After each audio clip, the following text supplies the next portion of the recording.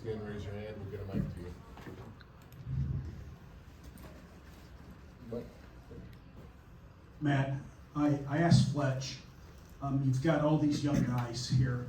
How has practice changed for you going from a veteran team to having all the energy from these young guys? Yeah. Well, I think more than anything for us, I think they come to practice, they want to get better.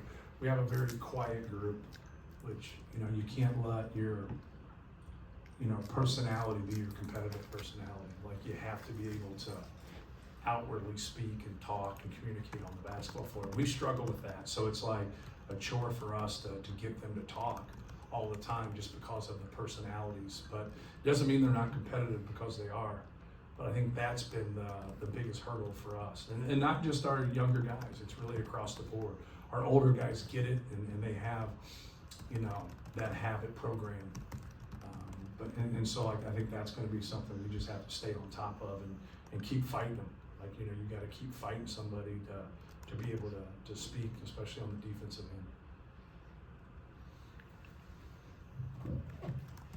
Matt, 2 years ago, you played Fletcher and Braden out of necessity as much as ability. Now you have them to kind of mentor two freshman guards who clearly physically look like they're ready to do this. How much more of a benefit is that you kind of have that natural progression from those two down to Jakari and CJ? Yeah, I think it gives us that flexibility more than anything. With CJ can play two spots, Jakari can play two spots when we get into a bind, right? And obviously the ball's going to be in Braden's hand a lot. And Fletch is a very cerebral player and understands things. So, I think young guys, it's great for them, but sometimes they don't like, now you've got coaches that are always telling you stuff. And, you've got players that are always telling you stuff. Everybody's always like trying to let you know what to do. But if you've ever been in that position and you had to swim out in that pond, all by yourself, like, you tend to appreciate when people are trying to help you get through it. More of a preventive measure than anything is that trying to talk people through it before it happens. So now you don't have to learn from your own mistakes, but most human beings have to learn through their own mistakes. But Fletch is great, and Braden's great in that area. They understand it. They both kind of send their message differently. Braden's can be overly competitive, which is all right. That's who he is. Fletch is a little bit more diplomatic. I wouldn't say he's diplomatic, but he's more diplomatic than Braden. But that's okay. As long as the message is the same, you got to be yourself, and it's got to be your own delivery. For a team with a bunch of young guys out there, some guys playing different positions, was this pretty sharp in your view? When you look at things like only 5 turnovers from your rotation guys, pretty efficient on offense, you rebounded. Right. 23 to 26 in the foul line. Was this pretty clean for preseason? Yeah, anytime, even the other night, like, we only had 7 turnovers at Creighton. Like, if you can keep that, in that area right there, you're always going to give yourself a chance. And then if you can rebound the basketball too, you're going to win the game. You're rarely ever going to lose if you can dominate the glass like that and only have 5 or 7 turnovers. So, yeah, we work really hard at it.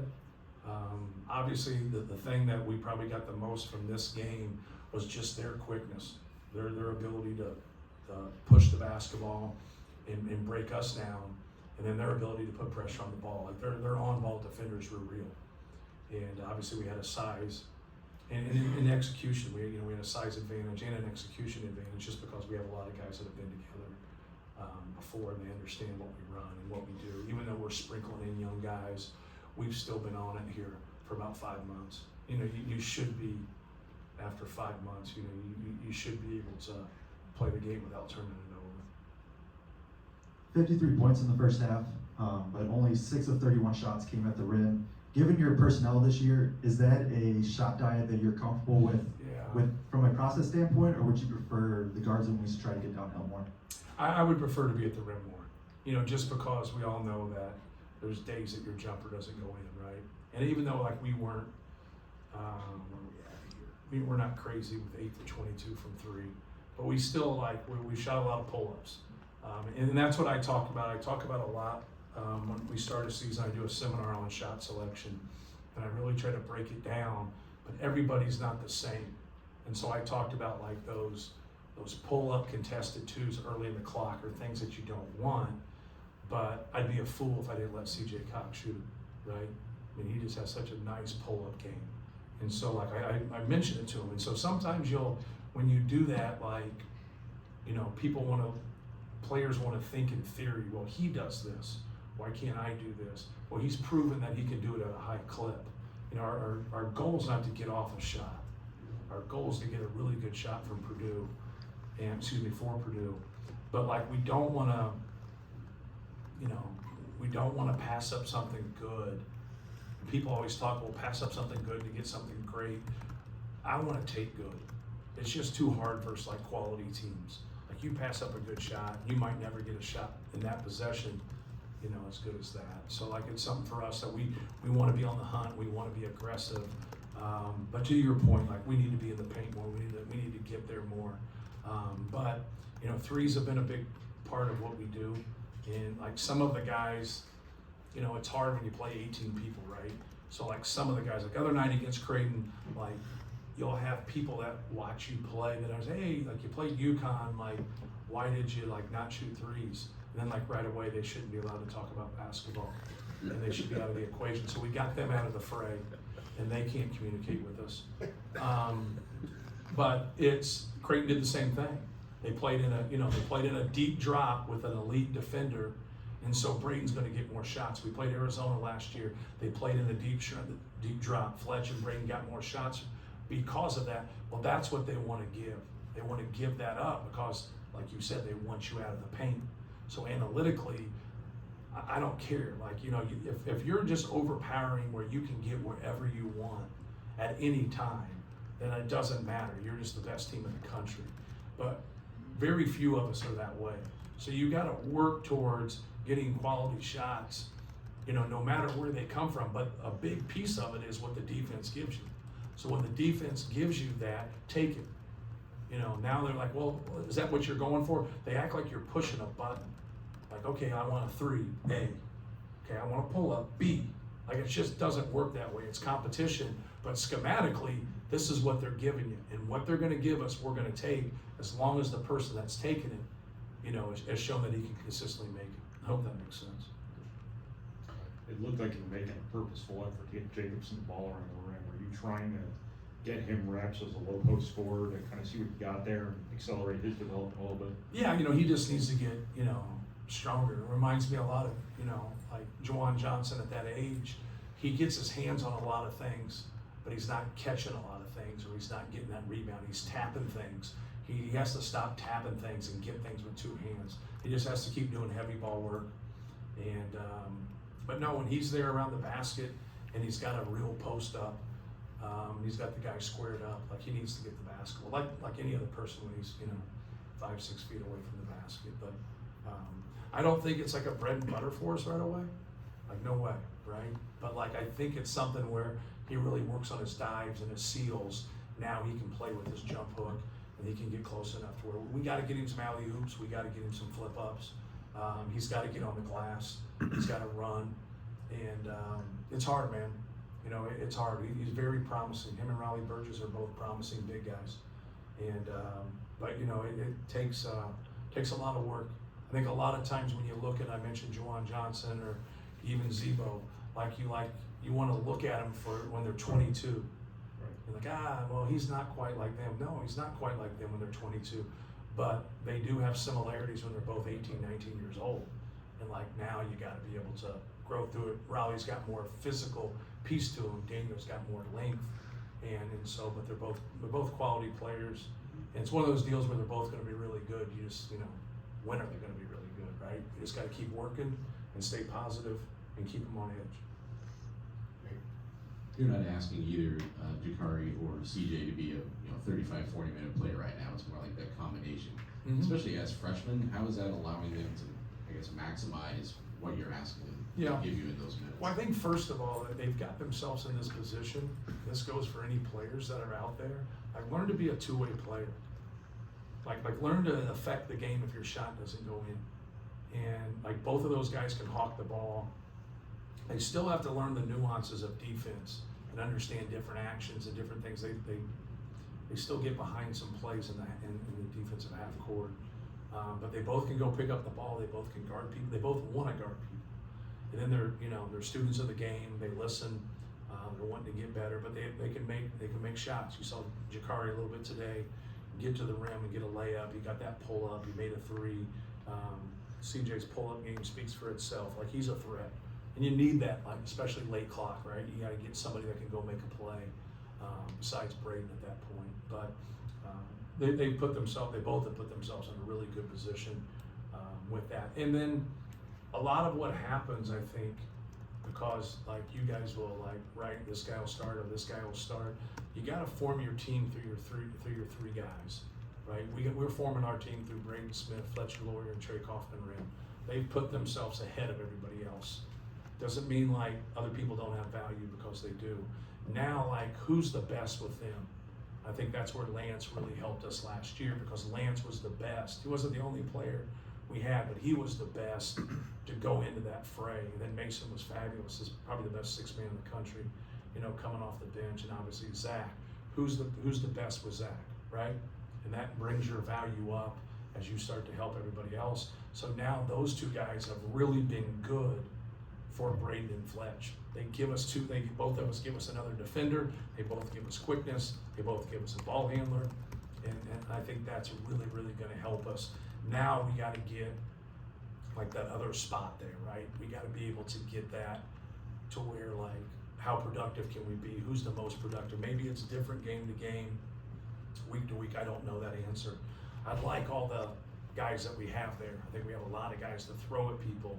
But I also think we got some people in that front line where we're going to need them at times, but we're not going to always need them, just because we have that depth, and just like I talked about. How will you evaluate your team defensively in this game, knowing that it was a different competition level? Yeah, I think it starts with being able to handle the pressure. I thought those guys, right away, I said to those guards whenever they got it, like, hey, man, like, those guys are real up there on the ball. Like, they were quick. They were hawking the basketball. So that's the first and foremost for me in terms of just, you know, seeing it live during the game before watching the film, is I thought we did a good job of handling somebody that's going to come after us and just hawk the basketball. More than that, they ran more of a 5-out, kind of a spread, and we were able to kind of stay in, and then they never got going shooting the basketball, so we never had to maneuver and adjust to that. So, but we'll see. Like, we'll watch film and kind of go from there. I talked to our guys about it. I just said, like, you'll face so many people where there's like more similarities than differences, but you're still going to have differences. And now each style can you know, kind of show some weaknesses with the previous style. Yeah, through a couple of exhibition games, you played several different guys at the center spot. I guess just what have you learned about that position for your team right now? I think it's hard because, like, you look at all the guys that play. Daniel played 14 minutes, Riley played 12 minutes, Caleb played 12 minutes, Will played 10. Like, and so it's really hard to kind of gauge. I think more than anything is we have a lot of options. We have a lot of depth there, but nobody's really like separated themselves, right? And so it's hard to comment on. You like them, but you want to see more consistency from them. I think that's the key. You always give kind of a wait and see for someone who hasn't done it yet. The people that have been through it before, they should have an advantage there. They should be able to take care of that. But we also, like, when we go with like 2 like 4 or 5s, like Trey and Caleb together, if you have an elite center, like, we don't have the size to combat that as well. So I think first and foremost, like, kind of thinking like, who can we be functional with offensively, and who can rebound? Like, who can get us some. It was good to see Will tonight. He got some good rebounds in there, but who can rebound at a high level for us, defend? I think that's the person that'll end up separating yourself. I think you can kind of look there and say, who's got the highest ceiling? I think that's, you know what I mean? Like, we got some young guys with very high ceilings, but we got to win our game on Monday, right? It's Monday, right? Right? Yeah. Come on, don't shrug, dude. You know this answer. So yeah, I think that's. But I'm pleased. Sometimes there's not separation. It doesn't mean that they're not doing well. Like, Jakari really separated himself with just being a two-way player and handling the basketball and kind of giving what we need in that spot. But yet, if we play some traditional Big Ten teams, you know, we can play Braden and play like 2 wings together, right? We're like, that's gonna be all right. But if you come and press us and do stuff like we've proven, you know, a couple years ago, that didn't work. That did not work. But, so, go ahead, Tim. Going back to you saying you evaluate people as 22-year-olds when they're 18, I think back to Trey Kaufman, who redshirted, and then he wasn't even playing a lot, but he told us he was an all Big Ten caliber player in the future. Right. And he just stayed patient. Last year, obviously, he didn't have the opportunities with Zach, but how are you seeing the payoff now with what this season could be, now that he's gonna have a chance of opportunities to have more games like this? Yeah, like he's, you know, the thing that he's probably done better than anything he's done in the past is his passing. And you didn't really see a lot of it today, but he's really passed the ball well in practice. And we double him a lot, because we double the post. They didn't post up tonight, so you don't see it. Creighton posted up a little bit, so you didn't see it much. But we go after, like, you know, trying to keep the ball out of the paint, so he's done a great job just passing and taking what's there. He's put a lot of time into his game. And that's the thing that really, like, you know, you gotta have it, right? Like, you gotta have a game.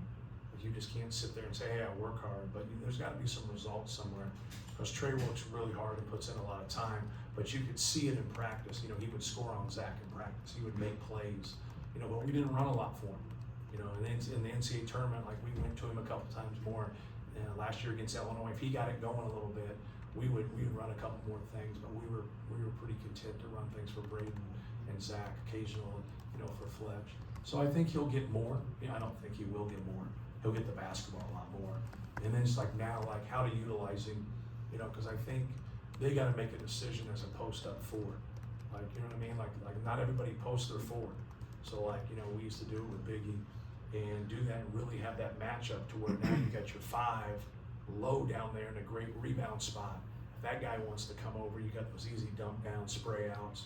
So, like, I'm looking forward to it. I think he's going to have a fantastic year. That kind of segued into my question. I think he got you 3 wide open threes in the first half, passing out help. Are his instincts there? Yes. Where they need to be? Yes, without question. He's got a good feel of what's going on. I think it's just kind of slowed down for him more than anything, how things come at him. And I always said that when we would scrimmage, we'd scrimmage and we'd double him all the time. So I said, like, hey, you got to be a passer here. Like, that's just what they're giving us. Like, no different than if somebody plays us on a drop. Like, it's just a 2-on-2 game right there. You're not going to get those threes from those wings right there when you do that. So, no, he's done really well. He's worked really hard. Last one. CJ seemed to kind of fall into your lap there late in the recruiting cycle, and you mentioned earlier his pull-up game and being really confident in that ability already as a freshman. Was that what caught your eye initially with him when you got a chance to see him, and is that something you already have confidence in to run sets for him as a freshman? Yeah, no, I was recruiting another kid, and he just happened to play against him last game of the summer, and I saw him, and so then I got with everybody and just started talking, and then I got the huddle password from his prep school coach, and so I watched 6, 7, 8 games and watched him play. Then I started to dig into his background and just how he was as a person. And Dad was a great guy, prep school was a great guy, AAU guy was a great guy. Like, everything checked off. Everybody said the same thing about him: tough, hard-nosed, education's important. Obviously, we really beat like 2 or 3 Ivy League schools for him, but he could make a pull-up, he could guard, and he could handle the basketball, and he was a team guy. So the thing that caught my eye was, besides him playing well in that game, he had 26 in the game, was after it was over with, everybody on the team hugged him. And so I was like, what the hell are we hugging somebody for after an AAU game on July 27th? Like, I was like, right away. So I called the guy. I said, what's the deal, man? Like, I didn't know him. I didn't know his AAU coach. And he played for Middlesex Magic on the East Coast. And he said, oh, he's the greatest kid ever. We love him. He's been in our program since he was a 3rd grader. He's worked hard. He's gotten better. So then he played with Brad Stevens' son the year before that. So then I was trying to get Brad Stevens' son to walk on. He went to Notre Dame to walk on instead. So, like, I called Brad, and he said, well, Brady will know better. So then I got Brady to talk to me. And so I got somebody close to the situation that knew him as a person and everything. And so then I recruited him, and then I was just honest right there. I said, hey, I've recruited this other kid, and if he doesn't take it, I'm gonna offer you a scholarship. And I said, if that turns you off, then I'm just being honest. And then it just took too long for the other kid. He was just taking forever. And I was like, man, I really like this guy. I really think he would fit here, and I think he would be a great player for us. So he didn't fall in my lap. I actually worked for it. So you can call it falling in your lap, but there's a lot of hours right there. So, but no, you got to be able to sit there and say, of all the things that are important to you, he checks those boxes. And he's not ranked, and he's only getting offers from the Ivy League, and it doesn't matter. Being ranked doesn't matter. Who's recruiting you doesn't matter. Like, it fits. It's winning basketball. It's being around somebody that wants to get their education at Purdue, wants to play at a high level, wants to compete, and he's just came in and worked. He's one of those guys that carries a big stick and keeps his mouth shut, which you can't have enough of guys like that. All right, thank you. Thank you, guys.